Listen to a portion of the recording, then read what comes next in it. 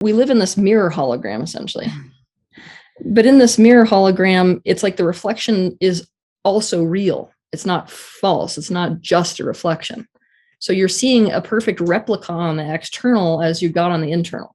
So that means that, like, you may reject an aspect of self, but so do they. That same one or just something different? It depends on the circumstance. Like I'll get more clear. So let's say that you yourself have an issue with your anger, right? Mm-hmm.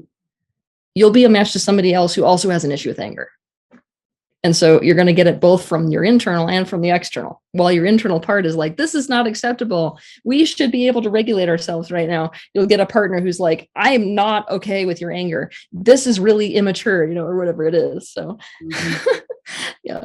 Because that's familiar. Is that like the like attract like kind of situation? Or is it just because we find something similar in someone else that resonates with us? No, it's because we live in a universe that's based off of the law of mirroring, which is what many people call the law of attraction. This was designed as a 360-degree mirror hologram for the sake of the perception of expansion. Mm-hmm. So like you cannot escape the fact that you will see on the external whatever is on the internal. Mm-hmm. It's like a law of our time-space reality. Otherwise, nobody would come down to this earth. So why don't people love themselves? Because of the process of socialization. So to understand that process, we have to go back to the childhood experience where when we're in an environment like this as a social species, there's like a code of conduct for how we have to live so as to coexist as a group. And there are more exalted forms of this, but right now we're living in a real shadow form of this and have been forever, where in childhood, a child has to be raised up into this, position to understand what is acceptable and what is unacceptable, what will get them rejected and what will get them accepted. And we all go through this process of socialization if we're part of human society. But it is that process that teaches us what aspects of ourselves, like I said, are going to get us pushed away. And in a social group, which I think it's really important that people accept that they're a social species. As I go around the planet, it's been very difficult to try to get people to understand what they need and what's going wrong because they can't even see themselves clearly. When you're stepping in from an outside perspective, if you take humans as a species, it's a group species. It's like a herd species. And that means that the well-being of the individual human is inseparable from the group. This presents an issue with socialization because our survival as humans is so linked to our connection to other people that we actually will play like this internal triangulation game so as to stay connected with the people upon whom our life depends. And so it's like what I like to do is take people back in time to think about themselves as a tiny infant. If I was to take a tiny infant and if I was to go put them outside, they're dying. We are so completely dependent for so long. And even when we are able to meet our needs technically, our well-being is still dependent upon the connection with the group. Mm-hmm. So it's important for people to first get, I am a group species, mm-hmm. and therefore my well-being is not independent of my connection to other people.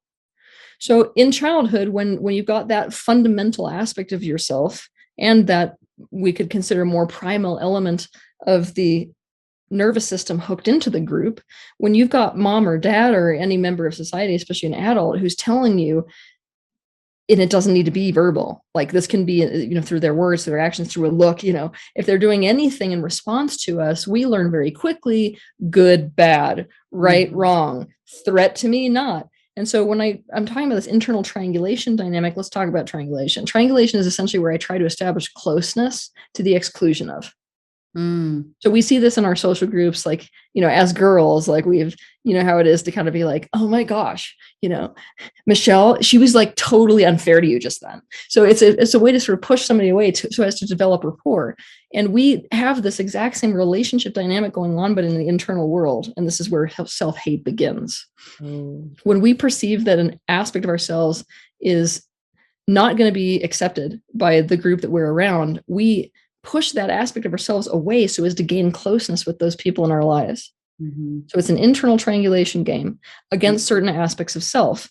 And to the degree that we experience an aspect of ourselves causing pain for us, we will experience the same degree of hatred towards that part, because underneath all hatred is pain. And then it's a lifelong process of pushing that aspect away, trying to suppress it, trying to deny it, trying to cut it off, and this is really where we can't stay in this integrated state. We can't take that part of us as a part of us ourselves. And that is where, to take that definition of love beyond, the other, that's where our self-love falls apart. Ideally thinking that if you loved all aspects of yourself, then that would sort of be the cure to loving others and feeling the love of others as well. I don't like to differentiate between the two at a certain level. The point at which to make something about the self versus the others is the point at which you're looking to get somebody into a state of empowerment. There's something inherently disempowering about depending on the external to make a change for yourself to feel good. So that's the point at which we start to look at concepts like loving myself makes it so the external can love me. But if we go to a higher dimensional level, you see that there's actually no difference between the external and the internal. So loving other is loving the self. There is nothing but self-love. So I think it's important to sometimes to like take the pressure off having to love the self so as to get love from the external. Even though we recognize this mirror construct, there ultimately is no difference.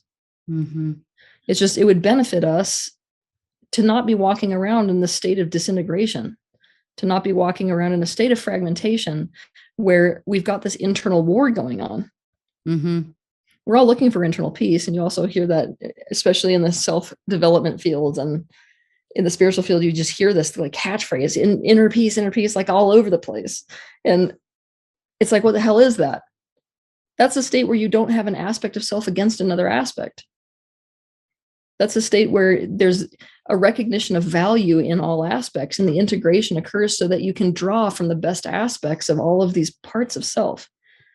And you've got a harmonious system going on rather than war within the system.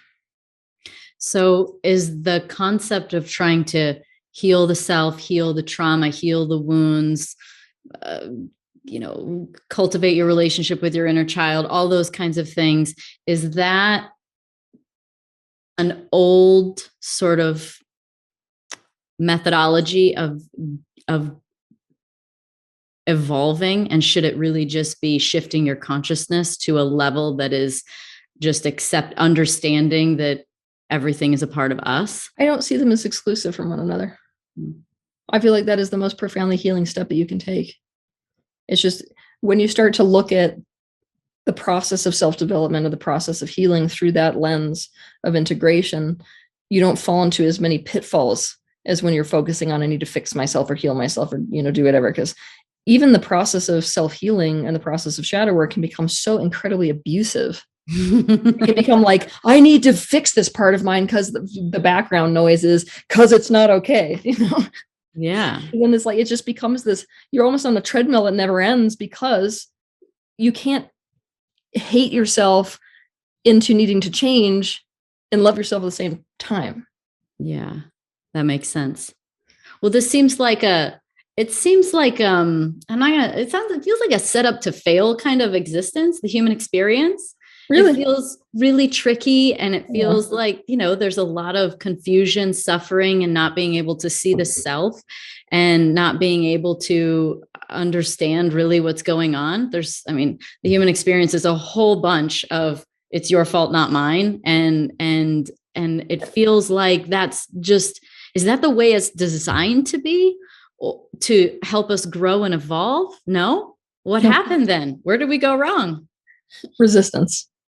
Human beings are more capable of going into a state of resistance than almost any other species. And part of that is because you could consider mankind to be a manifestation of the mind of God. Let's say those words, So if we're looking at source, which we could define as the collective consciousness of all things in existence, each species is essentially a manifestation of an aspect of what we would call source. So mind is actually what human beings have manifested as a result of. And that makes things very tricky because while you have all of these amazing capacities that come along with that, you also have these incredible shadows that come along with that.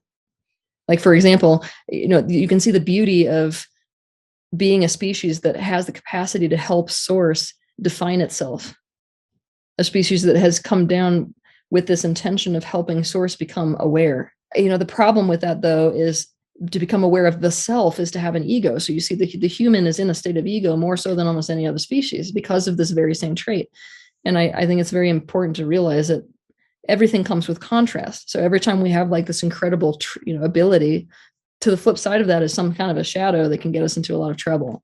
And what we're seeing with humanity is this massive trouble with, the shadow aspect of the manifestation of what makes them so brilliant ultimately. So where does the shadow come from? Unawareness. That's all the shadow is. Mm-hmm. It's not even like it comes from anywhere. It's just like what is not exposed to the consciousness. And why is it that is this part of fragmentation? Is that basically, is fragmentation a part of the shadow? Like, does the shadow emerge when we fragment? Yes. In a human, yes. Whatever. So this is how to put this. Like, let's say that you're growing up in your childhood and anger is not okay in the upbringing that you have. So you will go and do your best to suppress, deny, disown, push away from your consciousness, that aspect of yourself. Now, part of what goes along with that is to make it become shadow, meaning it's not what we are conscious of anymore. Mm-hmm. And the mind essentially does that because it's an efficiency machine. And it's trying to do the best that it can with the directives that it's given. So it's like, this gets us in trouble. But the problem is, like, within each one of these shadows, should we call it, is something really, really valuable. We call this shadow gold. So like within your anger is the capacity to know where your limits are. With no anger, there is no limit. Sure. So let's say you've buried your limits in the same time as you've buried your anger. And so all of a sudden you're unaware of all your limits as well. That's going to be great in relationships and great, walking around your day-to-day life and whatever it is. So yeah, that process of fragmentation that occurs as a result of splitting off from and then suppressing, denying, disowning the aspect of self makes it go into this place within a person where they are no longer aware of it.